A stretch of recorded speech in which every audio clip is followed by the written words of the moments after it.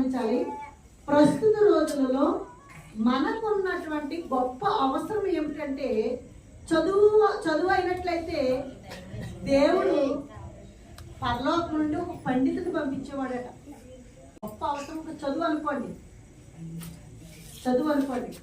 నువ్వు దేవుని దగ్గరికి వస్తున్నావు, నాకు చదువు కావాలని గొప్ప అవసరం అయితే దేవుడు నీకు ఒక పండితుని పంపేవాడు. అయితే ఇంకా మనకున్నటువంటి గొప్ప అవసరము డబ్బు అయినట్లయితే దేవుడు ధనవంతుని పంపించేవాడట. అదేవిధంగా మనకున్న గొప్ప అవసరము భవనములు అయినట్లయితే ఒక గొప్ప ఇంజనీర్ పంపించేవాడట.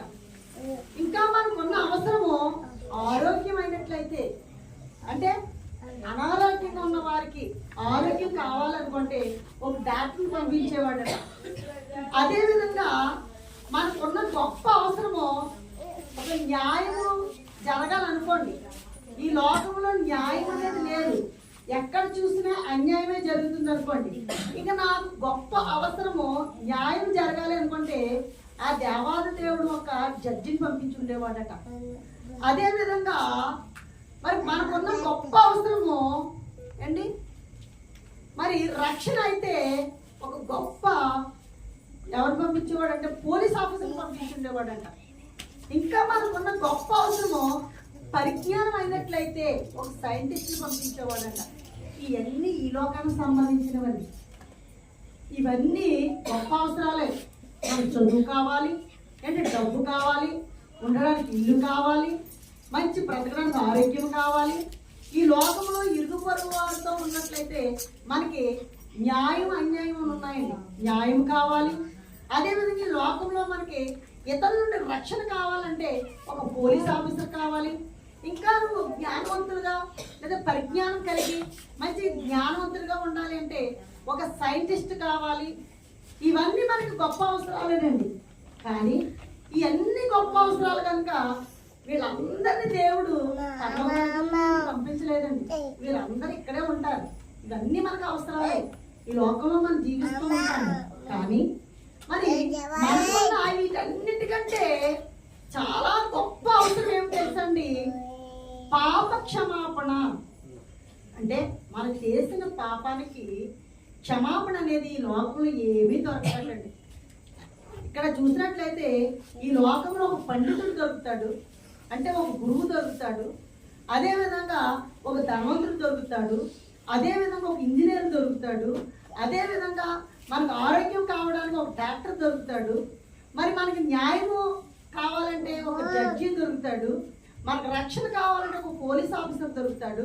మనకి పరిజ్ఞానం కావాలంటే ఒక సైంటిస్ట్ దొరుకుతాడు. కానీ పాప క్షమాపణ నిమిత్తం మాత్రం దానికి ముందు కానీ దానికి కావాల్సినటువంటి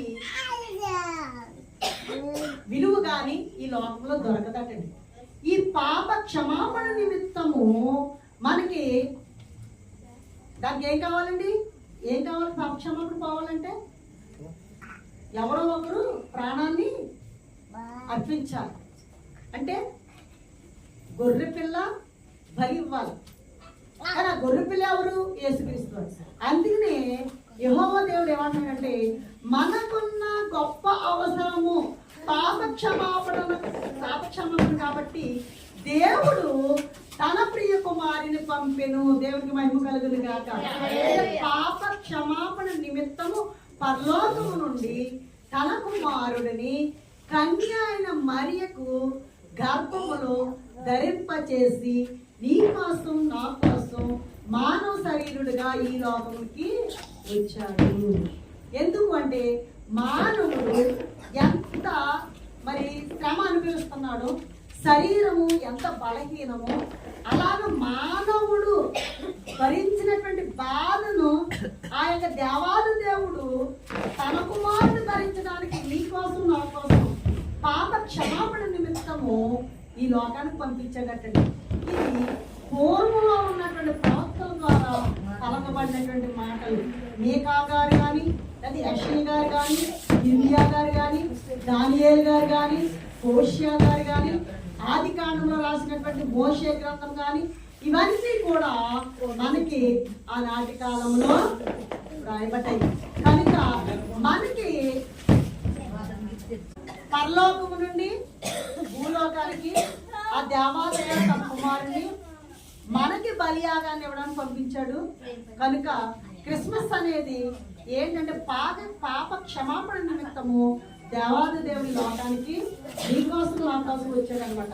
ఇది పరిశుద్ధాత్మ వల్ల కన్యని మనకు గర్భంలో ధరింపబడ్డాడు. కనుక ఇది ప్రపంచంలో ఎవరికి లేనటువంటి ధన్యత ఆ దేవాది దేవుడికి ఉన్నది.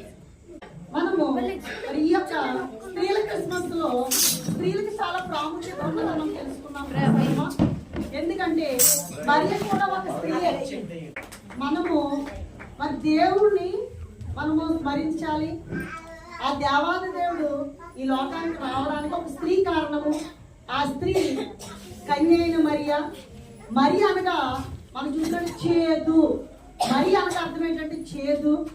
తన యొక్క జీవితము యేసు ప్రభువారు గర్భంలోని ధరింపబడిన తర్వాత అనేక శ్రమలు పొందిందండి ఆనాటి కాలంలో. కానీ ఆయన్ని గర్భము ధరించి ఈ లోకానికి బహుమతిగా ఇచ్చినప్పుడు ఆమె జీవితం మధురమైపోయింది అనమాట. ఆ యేసయ్యను ఆమె చేర్చుకున్నది.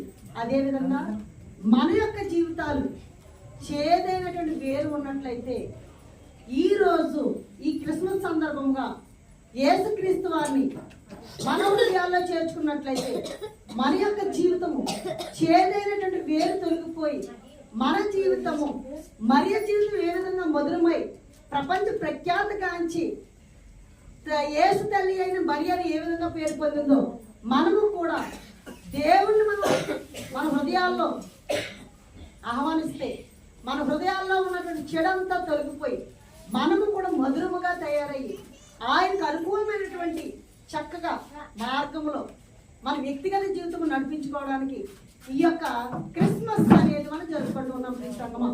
కనుక ఇప్పటి వరకు మార్పు చెందకపోతే ఇప్పుడైనా మనం మార్పు చెంది ఆ దేవాలయ దేవుని మన హృదయంలో ఆరాధించుకునే భాగ్యము మనకు దేవుడు దయచేయును గాక. ఆమేన్.